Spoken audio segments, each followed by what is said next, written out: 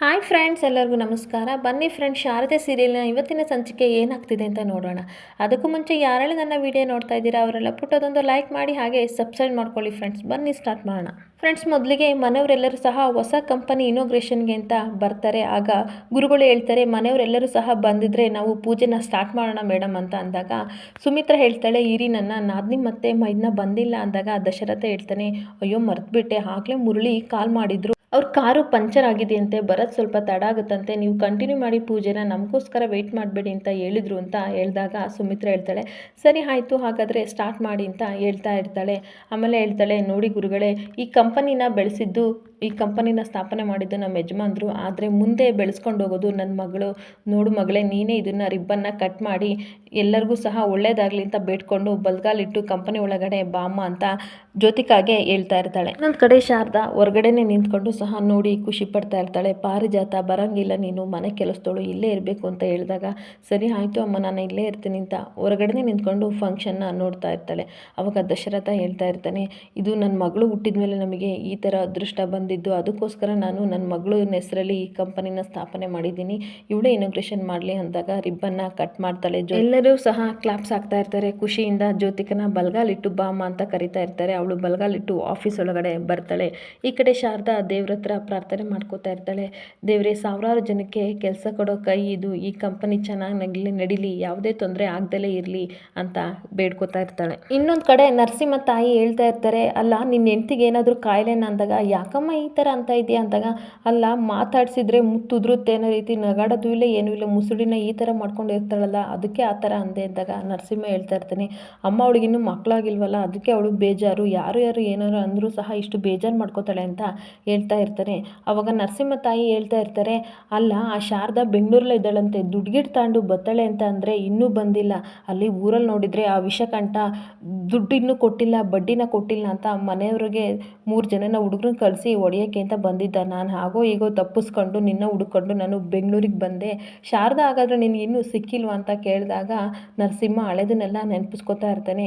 ಶಾರದಾಗೂ ಮತ್ತು ಅವನಿಗೂ ಡೈವರ್ಸ್ ಆಗಿದ್ದೆಲ್ಲ ನೆನಪಿಸ್ಕೊತಾ ಇರ್ತಾನೆ. ನನ್ನ ಅವಳ ನಡುವೆ ಯಾವುದೇ ಸಂಬಂಧ ಇಲ್ಲ, ಡೈವರ್ಸ್ ಆಗಿದೆ ಅಂತ ಅವ್ರ ಅಮ್ಮಂಗೆ ಹೇಳಲ್ಲ, ಆದರೆ ಎಲ್ಲನೂ ಸಹ ನೆನಪಿಸ್ಕೊತಾ ಇರ್ತಾನೆ. ಅವಾಗ ಮತ್ತೆ ನರಸಿಂಹ ಅವ್ರ ಅಮ್ಮನಿಗೆ ಹೇಳ್ತಾನೆ, ಅಮ್ಮ ಸಿಗ್ದಲೇ ಏನು ಸಿಕ್ಕಿದ್ದಾಳೆ, ಆದರೆ ಇವಾಗ ಅವಳು ಸಾವುಕಾರಗಿತ್ತೆ ಆಗಿದ್ದಾಳೆ, ಯಾರೋ ಸಾವುಕಾರನಿಂದ ಸುತ್ತಾ ಇದ್ದಾಳೆ, ಇವಾಗೆಲ್ಲ ಬರೀ ಕಾರಲ್ಲೇ ಅವಳು ಓಡಾಟ ಆಗಿರೋದು ಅಂತ ಅಂದಾಗ ಅವರಮ್ಮ ಹೇಳ್ತಾ ಇರ್ತಾಳೆ, ನೋಡು ನೀನೇನು ಮದುವೆ ಆಗಿಬಿಟ್ಟಿದ್ಯಾ, ಆದರೆ ನಿನಗೆ ಮಕ್ಕಳಾಗುತ್ತೋ ಇಲ್ವೋ ಅದಂತೂ ಗೊತ್ತಿಲ್ಲ ಅಂದಾಗ, ಅಮ್ಮ ಏನು ಹೇಳ್ತಿದ್ಯಾ ಅಂತ ನರಸಿಂಹ ಕೋಪ ಮಾಡ್ಕೊಂಡಾಗ, ನೋಡು ನನ್ನ ಹತ್ರ ಏನು ಕೋಪ ಮಾಡ್ಕೋತೀಯ, ನಿನಗೆ ಶಾರದಾ ಇಷ್ಟ ಇಲ್ಲದೇ ಇರ್ಬೋದು, ಆದರೆ ಅವಳ ಹತ್ರ ಇರೋ ಮಗು ನಿನ್ನ ಮಗು, ಅದನ್ನು ನೀನು ಅರ್ಥ ಮಾಡ್ಕೊ ಅಂತ ಹೇಳ್ತಾ ಇರ್ತಾಳೆ. ಈ ಕಡೆ ಮನೆಯವರೆಲ್ಲರೂ ಸಹ ಕಂಪನಿ ಪೂಜೆ ಮಾಡೋಕ್ಕೆ ಅಂತ ಮಾಡ್ತಾ ಇರ್ತಾರೆ. ಲಕ್ಷ್ಮೀ ಪೂಜೆನ ಸ್ಟಾರ್ಟ್ ಮಾಡ್ತಾ ಇರ್ತಾರೆ. ಆಗ ಗುರುಗಳು ನಿಮ್ಮ ಹತ್ರ ಕೊಟ್ಟಿರೋ ಅಕ್ಷತೆ ಕಾಳು ಮತ್ತು ಹೂವನ್ನು ಸಂಕಲ್ಪ ಮಾಡಿಕೊಂಡು ದೇವ್ರ ಮೇಲೆ ಹಾಕಿಂದಾಗ ಎಲ್ಲರೂ ಸಹ ದೇವ್ರ ಮೇಲೆ ಭಕ್ತಿಯಿಂದ ಪ್ರಾರ್ಥನೆ ಮಾಡಿಕೊಂಡು ಹಾಕ್ತಾ ಇರ್ತಾರೆ. ಅಷ್ಟೊತ್ತಿಗೆ ಸುಮಿತ್ರಾ ಹೇಳ್ತಾಳೆ, ಗುರುಗಳೇ ಒಂದು ನಿಮಿಷ ಬಂದೆ ಅಂತ ಹೋಗ್ಬಿಟ್ಟು ಶಾರದಾ ಯಾಕಮ್ಮ ಇಲ್ಲಿ ನಿಂತಿದ್ಯಾ, ಬಾ ಅಲ್ಲಿ ಪೂಜೆ ನಡೀತಿದೆ ಅಂತ ಕರಿತಾ ಇರ್ತಾಳೆ.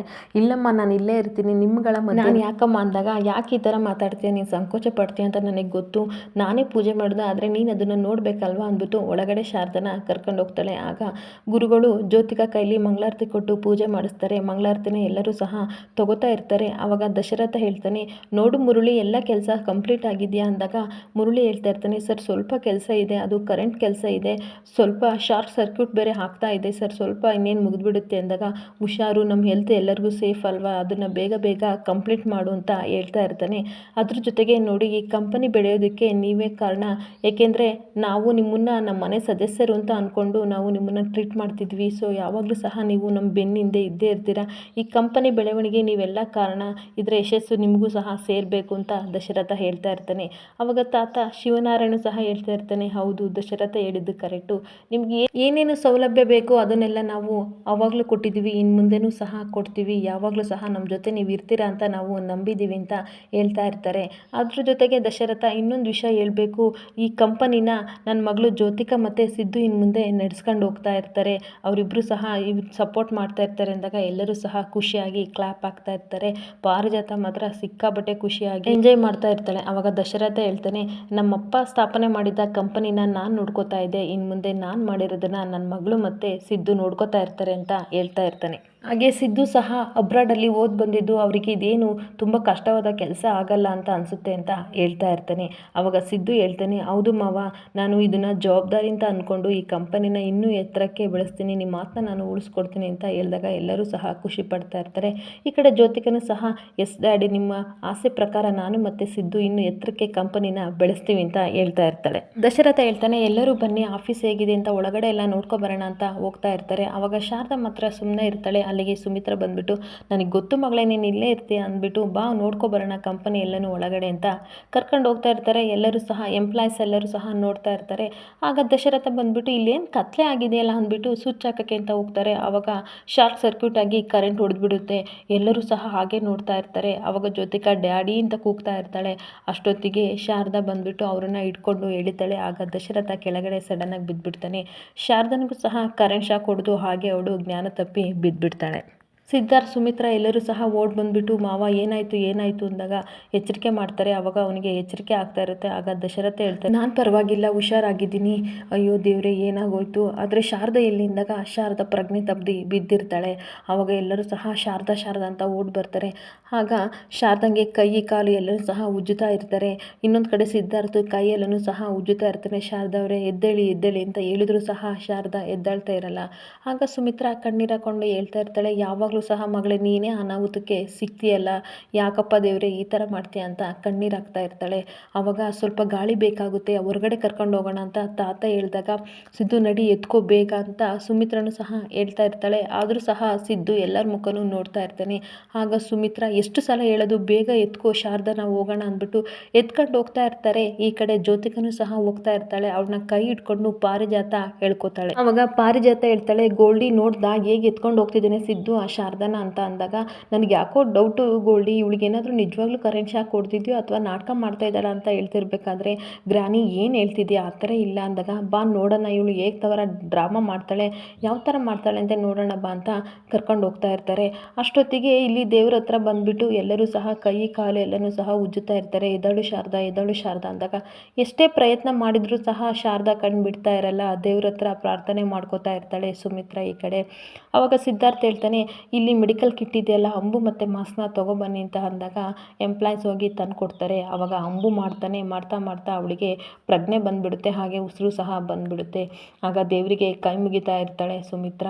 ಆಗ ಒಂದು ಕ್ಷಣ ಉಸಿರು ಬಂದಮೇಲೆ ಎದ್ದು ನಿಂತ್ಕೊಬಿಟ್ಟು, ಸರ್ ನೀವು ಹೇಗಿದ್ದೀರಾ ಅಂತ ಅಂದಾಗ, ಏನಮ್ಮ ಈ ಥರ ಕೇಳ್ತಾ ಇದ್ದೆ ಶಾರದಾ, ನನಗೇನೂ ಆಗಿಲ್ಲ ಆಯಿತಾ, ನೀನು ನನ್ನನ್ನು ಕಾಪಾಡಿದೆ, ಆದರೆ ಸಾವಿನ ದವಡೆಯಿಂದ ನೀನು ಮತ್ತೆ ಬದುಕಿ ಬಂದೆ ಅಂತ ಹೇಳಿದಾಗ ಆಶ್ಚರ್ಯ ಪಡ್ತಾ ಇರ್ತಾಳೆ. ಆವಾಗ ಏನು ಸರ್ ಹೇಳ್ತಾ ಇದ್ದೀರಾ ಅಂದಾಗ ಶಾರದಾ ಹೇಳ್ತಾಳೆ, ಹೌದಮ್ಮ, ನೀನು ಸಾವಿನ ದವಡೆಯಿಂದ ವಾಪಸ್ ಬಂದಿದ್ದೀಯಾ, ಇದಕ್ಕೆಲ್ಲ ಕಾರಣ ನಮ್ಮ ಸಿದ್ದು ಇಲ್ಲ ಅಂದಿದ್ರೆ ಇವತ್ತು ನೀನು ಜೀವಂತವಾಗಿ ಮತ್ತೆ ನಮಗೆ ಸಿಗ್ತಾ ಇರಲಿಲ್ಲ, ಥ್ಯಾಂಕ್ಸ್ ಸಿದ್ದು ಅಂತ ಹೇಳಿದಾಗ ಶಾರದಾ ಹಾಗೆ ಸಿದ್ದು ಮುಖ ನೋಡ್ತಾ ಇರ್ತಾಳೆ. ಇನ್ನೊಂದು ಕಡೆ ಪಾಲಾಕ್ಷ ಜ್ಯೋತಿಕಾಗೆ ಕಾಲ್ ಮಾಡ್ತಾ ಇರ್ತಾನೆ. ಜ್ಯೋತಿಕಾ ಫೋನ್ ನೋಡಿ ಕಟ್ ಮಾಡ್ತಾ ಇರ್ತಾಳೆ. ಆದರೂ ಸಹ ಪದೇ ಕಾಲ್ ಮಾಡ್ತಾ ಇರ್ತಾನೆ. ನನ್ನ ಫೋನೇ ಕಟ್ ಮಾಡ್ತೀಯಾ ಅಂದ್ಬಿಟ್ಟು ಪುನಃ ಮಾಡ್ತಾ ಇರ್ತಾನೆ. ಆದರೂ ಸಹ ಫೋನ್ ರಿಸೀವ್ ಮಾಡಲ್ಲ.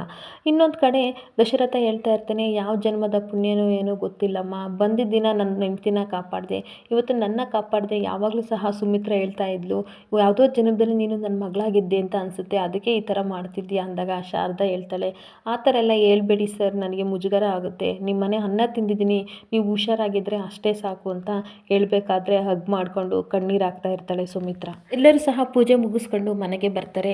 ಈ ಕಡೆ ವೈಕುಂಠ ಬರ್ತಾ ಇರ್ತಾನೆ. ಅವರೇ ಒಂದು 10 ರೂಪಾಯಿ ದುಡ್ಡು ಕೊಡಿ ಆಯಿತಾ, ನನಗೇನಕ್ಕೋ ಬೇಕು ಅಂತ ಪಾರಿಜಾತ ಕೇಳ್ತಾ ಇರಬೇಕಾದ್ರೆ ಪಾರಿಜಾತ ಹೇಳ್ತಾಳೆ, ಸುಮ್ಮನಿರೋ, ನನ್ನ ಹತ್ರ ಎಲ್ಲಿದೆ ಆಯಿತಾ, ನಮ್ಮ ಬೇಬಿನ ಕೇಳಬೇಕಾಯ್ತಾ, ಜೋ ಬೇಬಿ ಕೇಳ್ತೀನಿ ಅಂದಾಗ, ಅಲ್ಲ ಅವರೇ, ಇಂಥ ದೊಡ್ಡ ಮನೆ ಇಟ್ಕೊಂಡು ಒಂದು ಅಡಿಕೆ ಹಾಕೊಳ್ಳೋಕೆ 1 ರೂಪಾಯಿ ದುಡ್ಡಿಲ್ಲ ಅಂದರೆ ಏನು, ಎಲ್ಲ ನಮ್ಮ ಕರ್ಮ ಅಂತ ಮಾತಾಡ್ಕೊಂಡು ಬರ್ತಾ ಇರಬೇಕಾದ್ರೆ ಈ ಕಡೆ ಶಾರದಾ ಹಣ್ಣು ಕಾಯಿ ಎಲ್ಲ ತಗೊಂಡು ಪೂಜೆಗೆ ಹೋಗೋಕ್ಕೆ ಟೆಂಪಲ್ಗೆ ಅಂತ ಬರ್ತಾ ಇರ್ತಾಳೆ. ಅವರೇ ನೋಡಿ ಬಂದ್ಲು ಅಂತ ಅಂದಾಗ ಪಾರಿಜಾತ ಹೇಳ್ತಾ ಇರ್ತಾಳೆ, ಬರಲಿ, ನಾಚಿಕೇಡು ಇವಳಿಗೆ, ನಾಚಿಕೆ ಅನ್ನೋದೇ ಇಲ್ಲ, ಎಷ್ಟು ಹೇಳಿದ್ರು ಸಹ ಇಲ್ಲೇ ಇದ್ದಾಳೆ, ಒಬ್ಬಳೇ ಸಿಗಲಿ ಇವಳಿಗೆ, ಚೆನ್ನಾಗಿ ನಾನು ಬೈತೀನಿ ಅಂತ ಹೇಳ್ತಾ ಇರ್ತಾಳೆ. ಹೌದು ಅವರೇ, ನಾಟಕ ಮಾಡಿಕೊಂಡು ಅಲ್ಲಿ ಬಿದ್ದಿದ್ಲಲ್ವ, ನೀವೇ ಹೇಳಿದ್ರಲ್ವ ಚೆನ್ನಾಗಿ ಬೈರಿ ಅಂತ ಈ ಕಡೆ ವೈಕುಂಠ ಹೇಳ್ತಾ ಇರ್ತಾನೆ. ಅವಾಗ ವೈಕುಂಠ ಬಾಯಲ್ಲಿಂದಾಗ ಶಾರದಾ ಕಣ್ಣಲ್ಲೇ ಗುರಾಯಿಸ್ತಾ ಇರ್ತಾಳೆ. ಅಲ್ಲ, ಅವ್ವರು ಕರಿತಿದ್ದಾರೆ ಬಾ ಅಂತ ಕರಿತಾನೆ. ಅವಾಗ ಬಂದಾಗ ಹೇಳಿ ಅಮ್ಮರೇ ಅಂದಾಗ, ಏನು ದೇವಸ್ಥಾನಕ್ಕೆ ಹೊರಟ್ಬಿಟ್ಟ, ಹಣ್ಣು ಕಾಯಿ ಎಲ್ಲ ತೊಗೊಂಡು ದೇವ್ರ ಹತ್ರ ಕೈ ಮುಗಿದು ಬೇಡ್ಕೊಂಡು ಈ ಮನೇಲೇ ಶಾಶ್ವತವಾಗಿ ಇರಂಗೆ ಮಾಡು ದೇವ್ರೆ ದೇವ್ರೆ ಅಂತ ಕೇಳಕ್ಕೆ ಹೋಗ್ತಾ ಅಂತ ಹೇಳ್ತಾ ಇರ್ತಾಳೆ. ಅವಾಗ ಶಾರದೆ ಹೇಳ್ತಾಳೆ, ಇಲ್ಲ ಅವರೇ ನಾನೇ ಯಾಕೆ ಮಾಡಲಿ ಅಂತ ಹೇಳ್ತಾ ಇರ್ತಾಳೆ. ಇನ್ನೇನು ಮತ್ತೆ ನೀನು ಶಾರ್ಟ್ ಸರ್ಕ್ಯೂಟ್ ಆಗಿದೆ ಅಂತ ಸುಳ್ಳು ಹೇಳ್ದಲ್ವಾ, ಅದು ನಿಜ ತಾನೇ ಅಂತ ಅಂದಾಗ ಶಾಕ್ ಆಗಿ ಹಾಗೆ ಆಶ್ಚರ್ಯದಿಂದ ಶಾರದಾ ನಿಂತ್ಕೊಬಿಡ್ತಾಳೆ. ಇಲ್ಲ ಅವರೇ ನಾನು ಯಾಕೆ ಡ್ರಾಮಾ ಮಾಡಲಿ, ನಿಜವಾಗ್ಲೂ ನನಗೆ ಕರೆಂಟ್ ಹೊಡೆದಿತ್ತು ಅಂತ ಹೇಳ್ತಾ ಇರ್ತಾಳೆ. ಅವಾಗ ಪಾರಿಜಾತ ಹೇಳ್ತಾಳೆ, ಇಲ್ಲ ಸುಳ್ಳು ಹೇಳ್ತಿದ್ಯಾ ನೀನು, ಅನುಕಂಪನ ಗೀಟಿಸ್ಕೋಬೇಕು ಅಂತ ಹೇಳ್ತಾ ಇದೆಯಲ್ವಾ, ನಿಜವಾಗ್ಲೂ ನಿನಗೆ ಕರೆಂಟ್ ಶಾಕ್ ಹೊಡೆದಿರಲಿಲ್ಲ, ಆದರೂ ಸಹ ನಾಟಕ ಮಾಡಿಕೊಂಡು ಕೆಳಗಡೆ ಬಿದ್ದೆ, ಜೊತೆಗೆ ಸಿದ್ದುಗೆ ಹತ್ರ ಆಗಬೇಕು ಹಾಗೆ ಅನುಕಂಪ ಗೀಟಿಸ್ಕೋಬೇಕು ಅಂತ ಮಾಡ್ತಾ ಇದ್ದೆ ಅಲ್ವಾ ಅಂದಾಗ ಹಾಗೆ ಶಾಕ್ ಆಗಿ ಶಾರದೆ ನಿಂತ್ಕೊಬಿಡ್ತಾಳೆ. ಇಲ್ಲಿಗೆ ಈ ಸಂಚಿಕೆ ಮುಕ್ತಾಯವಾಗುತ್ತಿದೆ. ಈ ವಿಡಿಯೋ ಇಷ್ಟ ಆದರೆ ಪುಟ್ಟದೊಂದು ಲೈಕ್ ಮಾಡಿ ಹಾಗೆ ಸಬ್ಸ್ಕ್ರೈಬ್ ಮಾಡ್ಕೊಳ್ಳಿ ಫ್ರೆಂಡ್ಸ್. Thank you.